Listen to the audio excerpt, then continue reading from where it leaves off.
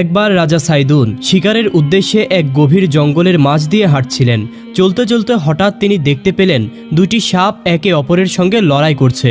এর মধ্যে একটি সাপ ছিল কালো এবং অন্যটি ছিল সাদা। তিনি দেখলেন কালো সাপটি বারবার সাদা সাপটির উপর আক্রমণ চালিয়ে তাকে প্রায় মেরে ফেলার উপক্রম করছিল। সাদা সাপটির এই দুরবস্থা দেখে রাজার মনে দয়ার উদ্রেক হলো। তাই তিনি কালো সাপটিকে তীর নিক্ষেপ করে মেরে ফেললেন। কিন্তু তখনই একটি আশ্চর্যজনক ঘটনা ঘটল। রাজার চোখের সামনেই সাদা সাপটি রূপান্তরিত হয়ে এক মানবের রূপ ধারণ করল। এই দৃশ্য দেখে রাজা খুবই আতঙ্কিত হয়ে পড়লেন। তখন সেই ব্যক্তি রাজার ভীতি দূর করতে বলল, হে রাজা, আপনি ভয় পাবেন না। আমি মানুষও নয়, সাপও নয়। আমি আসলে জিন জাতির একজন। আমরা সাপের রূপ ধারণ করে এই জঙ্গলে ঘুরতে এসেছিলাম। আপনি আমার জীবন রক্ষা করেছেন, তাই আমি আপনার প্রতি কৃতজ্ঞ। রাজা কিছুটা আশ্বস্ত হয়ে তাকে জিজ্ঞেস করলেন, কিন্তু কালো সাপটি আপনাকে আক্রমণ করছিল কেন? সে আপনাকে কেন হত্যা করতে চেয়েছিল?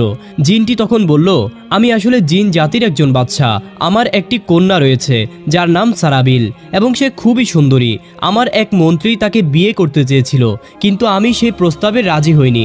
এই কারণেই সে আমার উপর ক্ষুব্ধ হয়ে আমাকে এই জঙ্গলে নিয়ে এসে আক্রমণ করেছিল, যাতে আমাকে হত্যা করে সে আমার সিংহাসন দখল করতে পারে এবং আমার কন্যাকেও বিয়ে করতে পারে। তবে আল্লাহর রহমতে আপনি এসে আমাকে মৃত্যুর হাত থেকে বাঁচালেন। জিনটির কথাগুলি শুনে রাজা সাইদুন কিছুটা চিন্তায় পড়ে গেলেন। তিনি বিস্মিত হয়ে ভাবলেন, জিনদের মধ্যেও রাজা, রাজত্ব এবং ষড়যন্ত্রের এত জটিলতা রয়েছে। তার কাছে বিষয়টি অদ্ভুত মনে হচ্ছিল। তখন জিনটি আবার বলল, আপনি আমার জীবন রক্ষা করেছেন, এজন্যই আমি আপনার প্রতি কৃতজ্ঞ। বলুন, আপনার জন্য কি করতে পারি? আপনি যা চাইবেন আমি সেটাই আপনাকে উপহার হিসেবে প্রদান করব। রাজা তখন বিনয়ের সাথে বললেন, আপনার উদারতা সত্যিই প্রশংসনীয়। তবে আমি নিজেও একজন রাজা এবং আমার কাছে ধনসম্পদের কোনো অভাব নেই।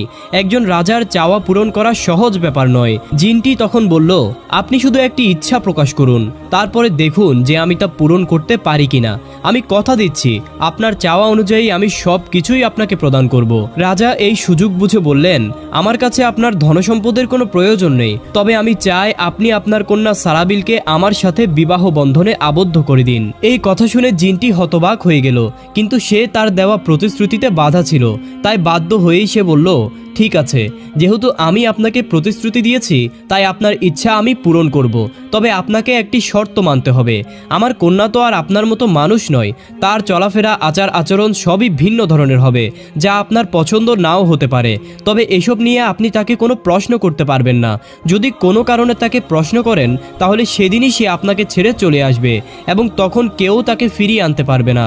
রাজা সাইদুন শর্তটি শুনে আশ্বস্ত হয়ে বললেন, আপনি নিশ্চিন্ত থাকুন, আমার প্রচুর ধনসম্পদ আছে। আপনার